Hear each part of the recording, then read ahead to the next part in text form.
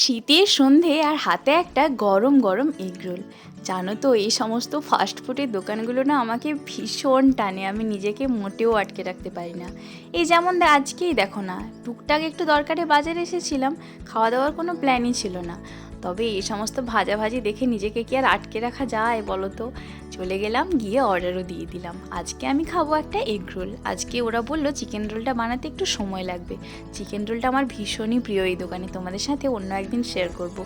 আর দেখো না, এই দোকানে শুধু রোল নয়, কাটলেট, বিভিন্ন ধরনের pakora, vegetable chop, chow mein, Mughlai সব কিছুই পাওয়া যায়। তোমাদের যদি ভালো লাগে তোমরা কিন্তু এখানে আসতে পারো।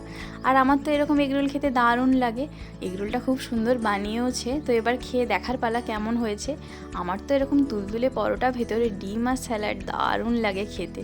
কেমন লাগলো অবশ্যই জানিও। ভালো লাগলে চ্যানেলটা সাবস্ক্রাইব করে দিও। টাটা।